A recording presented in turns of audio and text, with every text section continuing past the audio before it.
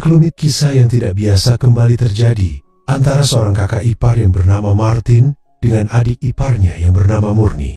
Kakak kandung Murni itu tinggal beda kota dengan Murni dan kedua orang tuanya, karena dia mendapat penempatan dinas di kota itu beberapa tahun yang lalu dengan suaminya itu. Nah, pada saat Murni memasuki jenjang pendidikan perkuliahan, kebetulan dia itu diterima di salah satu universitas yang adanya di kota di mana kakaknya, yaitu Riana dan suaminya itu tinggal. Mengetahui adiknya akan berkuliah di kota yang sama dengannya, Riana pun meminta izin pada suaminya untuk mengajak Murni itu tinggal di rumahnya. Dan ternyata Martin, suami Riana itu pun setuju dengan rencana istrinya itu. Singkat cerita, Murni pun tinggal di rumah Riana dan suaminya itu. Setelah cukup lama Murni tinggal di sana, maka semakin terbiasalah dia tinggal di rumah itu. Suatu hari, kakaknya Murni itu mendapatkan tugas atau dinas keluar kota untuk beberapa hari. Dikarenakan Riana yang sedang berdinas keluar kota itu, maka suatu malam di rumah itu hanya ada Martin dan Murni, adik iparnya itu. Sedangkan putra satu-satunya Martin yang masih SMP itu tinggal di sebuah pondok. Sedangkan Pak Rudi, yaitu sopir pribadinya itu, seperti biasanya dia sudah pulang ke rumahnya. Karena rumahnya memang dekat, sehingga dia memilih pulang daripada tidur atau tinggal di rumah itu. Sebelumnya, atau pagi hari tadi, Riana memberi kabar pada suaminya kalau acara di luar kota itu diperkirakan masih sekitar 3 hari lagi. Martin, kakak ipar Murni itu begitu baik padanya. Mereka berdua pun sudah akrab. Bahkan bukan hanya di malam itu saja, mereka tinggal berdua seperti itu. Akan tetapi sudah sering kali, dan hal itu biasa-biasa saja selama ini. Selama ini, keadaan yang seperti itu oleh Riana dan Martin juga dianggap hal yang biasa saja. Istri Martin itu tidak pernah menaruh curiga sama sekali pada suaminya, karena Riana tahu dan yakin kalau suaminya itu tidak akan melakukan hal-hal yang tidak seharusnya pada adiknya itu. Akan tetapi memang terkadang seorang pencuri itu tidak ada niat sebelumnya. Akan tetapi pada saat ada kesempatan, pastinya tidak akan disia-siakan. Begitupun dengan yang dialami Martin. Hal yang tidak pernah disangka-sangka itu pada akhirnya harus terjadi. Pada awal kedatangan Murni ke rumahnya itu, Martin ini sebenarnya mengakui akan kecantikan adik iparnya itu. Akan tetapi dia selama ini tidak pernah punya pikiran yang aneh-aneh.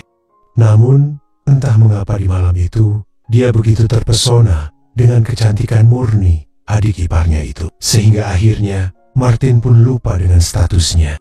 Malam itu, sekitar jam 19.30, Martin dan Murni, adik iparnya itu tengah duduk bersama di ruang keluarga sambil menonton acara TV. Awalnya mereka tidak banyak berbicara, karena Martin sedang sibuk menerima panggilan dari rekan bisnisnya. Sementara itu Murni juga demikian.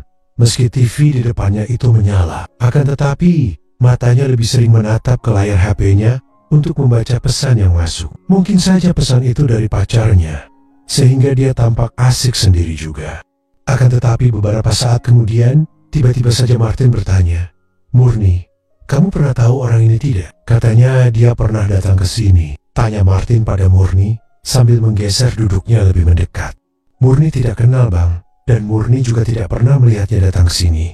Jawab Murni, sepertinya ini teman kakak kamu.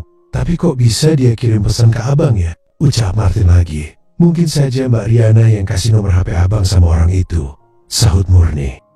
Sejenak Martin pun memperhatikan adik iparnya itu. Dalam pandangannya di malam itu, entah kenapa adik iparnya itu tampak begitu cantik. Entah kenapa di malam itu, dia jadi begitu terpesona di saat memperhatikan kecantikan adik iparnya itu. Seakan-akan dia baru tersadar kalau ternyata adik iparnya itu begitu cantik dan menarik hatinya. Setelah beberapa kali memperhatikan adik iparnya itu, bahkan Martin pun bergumam dalam hatinya, kalau aku terus memperhatikannya, pasti aku akan tidak bisa untuk membiarkan kesempatan ini begitu saja.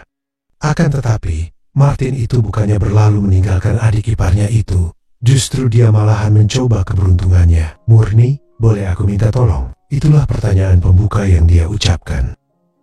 Apa yang bisa Murni bantu bang? Tanya Murni seraya memandang ke arah kakak iparnya itu dengan penuh tanda tanya. Hari ini abang banyak banget kerjaan, sehingga rasanya ini pegel-pegel, ucap Martin nekat. Karena sepertinya adik iparnya itu akan menuruti permintaannya. Tapi bang, Murni tidak pernah memijat lo, ucap Murni. Tidak apa-apa Murni, daripada tidak sama sekali. Bisa-bisa abang tidak bisa tidur malam ini kalau pegal-pegal begini, ucap Martin. Kalau begitu baiklah bang. Di mana? Tanya Murni. Di kamar saja ya, ucap Martin. Iya bang, boleh, sahut Murni. Mendapati sudah ada lampu hijau, Martin pun segera beranjak dari duduknya dan menuntun Murni ke arah kamarnya itu. Sedangkan Murni dengan patuh mengikutinya.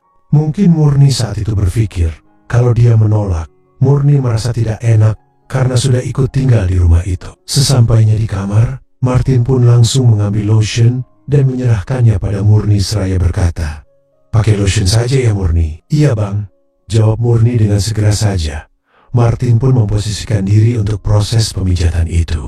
Akan tetapi pada saat Martin sudah seperti itu, tampak Murni tertegun sejenak di dekat tempat tidurnya itu. Ketika Martin melihat keraguan-raguan Murni itu, dia langsung berkata, "Ayolah Murni, gak usah ragu-ragu." Mendengar ucapan kakak iparnya itu, akhirnya dengan perasaan yang penuh dengan keraguan-raguan, Murni pun mulai menuruti permintaan Martin itu. Beberapa saat kemudian, kembali Martin berkata, "Ternyata pintar juga kamu pijatnya Murni. Ala abang ini, bisa saja deh, bilang saja, jangan berhenti pijatnya." Seloroh Murni yang sudah mulai terbiasa dengan keadaan saat itu. Sekitaran 15 menit kemudian, Martin pun berbalik, sehingga membuat Murni tertegun, sampai-sampai dia berhenti dalam pekerjaannya itu. "Kok jadi berhenti Murni?" tanya Martin, sehingga membuat Murni tersadar dari lamunannya saat itu. "Iya bang, maaf, tapi bang," ucap Murni agak terputus-putus dan tidak menyelesaikan perkataannya itu karena dia agak ragu. "Kenapa sih, Murni?" tanya Martin sambil tangan kanannya memegang tangan Murni serta menggoyahkannya perlahan dengan maksud agar dia tidak ragu untuk terus membantunya. "Bang, aku," ucap Murni tergagap karena merasa tidak tahu apa yang harus dia katakan saat itu. "Murni," ucap Martin lirih sambil menarik tangannya itu. Murni pun hanya bisa mengikuti saja tarikan tangan Martin itu tanpa prasangka yang bukan-bukan. Akan tetapi, tangannya itu diarahkan tepat pada kawasan yang sangat asing baginya. Kejadian yang tidak dia duga sama sekali itu begitu mengagetkannya, dan secara tidak sadar Murni pun berkata, "Bang, aku." Belum sempat Murni menyelesaikan kata-katanya itu, Martin malahan berucap, "Murni, kok kamu seperti belum pernah saja sih?" ucapnya pelan dengan tatapan yang penuh harapan. "Bang, aku memang belum pernah," sahut Murni. Perlahan Murni pun mencoba untuk menarik tangannya itu. Akan tetapi tangan Martin yang masih tetap memegang tangannya itu pun juga berusaha menahannya dan berkata dengan pelan, "Murni, tolonglah abang." Terdengar permintaannya itu seperti yang sedang betul-betul membutuhkannya. Di saat Murni masih dengan keraguannya itu, tiba-tiba saja Martin telah lebih dulu memulainya. Awalnya Murni begitu kaget dengan apa yang tengah berlangsung saat itu. Akan tetapi Martin terus saja berusaha untuk membuat Murni semakin terbawa dalam suasana yang semakin romantis itu. Semakin lama Martin semakin nekat, akhirnya Murni pun segera menyambutnya dan membalasnya dengan sukacita. Sehingga Martin tentu saja menjadi senang bukan kepalang. Semakin lama keraguan Murni pun semakin sirna. Yang ada saat itu hanyalah bagaimana caranya di malam itu, dia dan Martin bisa sama-sama mencapai puncak yang terindah. Di malam itu Murni sudah benar-benar lupa kalau yang bersamanya saat itu adalah Martin, kakak iparnya sendiri. Di malam itu pun akhirnya Murni dan Martin dengan penuh semangat dan sukacita saling membantu satu sama lainnya untuk memperoleh sesuatu yang begitu indah dan menyenangkan.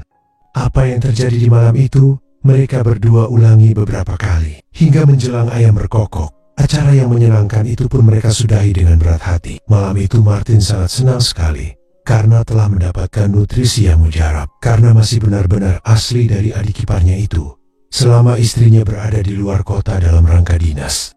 Sementara itu Murni juga merasa begitu bahagia karena telah memperoleh satu pengalaman yang tidak akan pernah dia lupakan selama hidupnya. Bahkan sekembalinya Riana, istri Martin itu dari luar kota, Martin selalu berusaha untuk mencari-cari kesempatan bersama Murni.